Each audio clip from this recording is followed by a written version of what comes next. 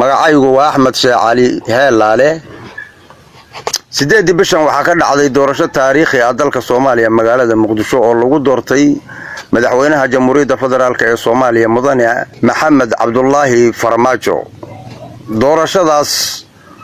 oo baarlamaanka labada gole ay dhigeen taariikh dahabi ah oo lama ilaawana oo bulshada Soomaaliyeed meel kasto ay joogto ay si weyn ugu deersatay sida darteed ba waxaan doortay inaan aniguna dhinacayga gabaygan aan soo wado oo kamid ah maasadii dhacaydeeda ugu magacdaray dhageyso maqal qaybteedii afraad oo noqon doonta dhaadasho iyo dhambaal farax leh yaan doonay aniguna inaan duubo maanta hadii Ilaahay yiraahdo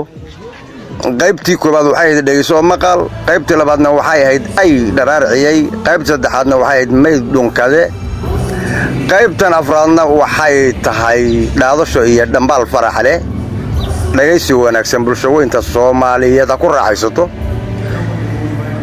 hidayeysa oo maqaladayga dhamaan weyday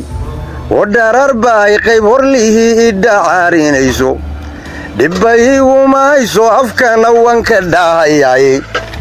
dhiil buuxda wayon bariba qaar ka soo dhurane hadba meesha ay dhayska tangaga dhijiniye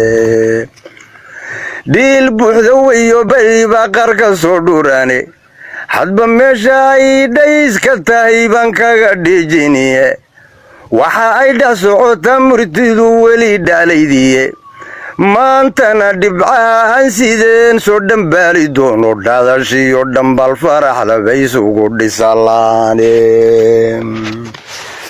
dhaadashiyo dhambaal farax labay isugu dhisalaane marka hore dhambaal farax leban ku dhaxgalayay baarlamaanku dharti dhaweyd golkii uu dhaliyay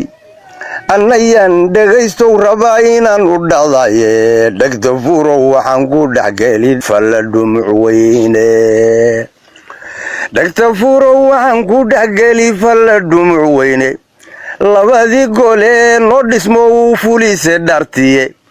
rabbi haydin dhowre libti waydun dheeciseen wadaniyad dhabad muujiseen oo dhamaystiran wadaniyad dhabad muujiseen oo dhamaystiran dareenkii shacbiga ee dhumay dhoobaduna fushay dhimashana agtadii laybaad dhawac kiciseen dhidibkaadu taagteen midnimo kala dhantalayde dhidibadaadu tagteen midnimo kala dhantalayde dhawaaqii dadkiinniina wuu dhagan nuglaateene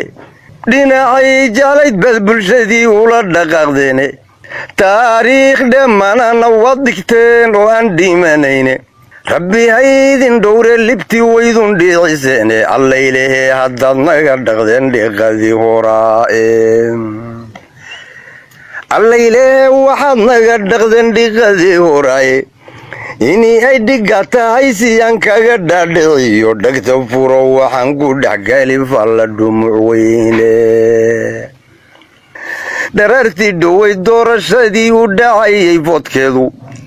dhigjadiid sumoobo tigre dhumiyey mooyaane dhagka faarshishayuhu markaad dhan isu raacdeene dhismeeda Soomaali weyn nacabkii dhoobeeyey ee weliba intuu kala dhaxgalay dhumiyey guushooda ee kala dhex tagnaan jire kalena dhowrayay dhinacbaadu turteen iyana dhagarahoodiye dhinacbaadu turteen iyana dhagarahoodiye dharbaaxada sidaadu le hesheen maanta dhaygagaaye dhaladaadu sarteen walle dhiila faaruqaaye siduu dhabar halgaadanna way la dhambasooseene iyagoo dhafoor foolxun bay si dhutiinayaane rabbi haydin dhowre libtii waydun dhiiciseene hallaylehe waxaad naga dhaqdeen dhiqadii horaae allaylehe waxaad naga dhaqdeen dhiqadii horaaye baarlamaanku dharti dhaweyd dhaqankii u muujay xaqa sawgu dhiraday dulmina uu dhan ugu tuuray dharaartii xornimaday matali oy dhiga tahay waxa loogu dhaashaday sidii dholgu oo daaye rabbi haydin dhowre libti waydun dhiiciseene hallaylehe waxaad naga dhaqdeen dhiiqadii horaae hallaylehe haddaad naga dhaqdeen dhiiqadii horaaye aan ku dhaafasa labadii goolee dhaliye goolkaasi ma dhammaanin sugaantii iyo weli dhalaydiiye markana dhiig jadiid iyo gabrihii kartaduu dhigayey dhunkaashuu u qooshiyo suntuu ugu shubay dhilka siday ugu dhinteen baan rabaa inaan ku dhaataaye siday ugu dhinteen baan rabay inaan ku dhaataaye waxaan dhihi dulligii dhiig jadiid aad dharkow xidhatay dhalanteed khiyaaliya waxaad soo dhex socotaanba dhitadeedii maantaad hesheen lood dhadhaamiseene dhaqan xuma rufyan waa midaad dharaqsanaysaane dhaqan xuma rufyan waa midaad dharaqsanaysaane inii ay dhiga tahay waxaan kaga dhaadhicini dhulkan ragan lahayn iyo tigre ku dhabbaacanaya oo raba si uu ku dhaxlo kaga dhaca cidda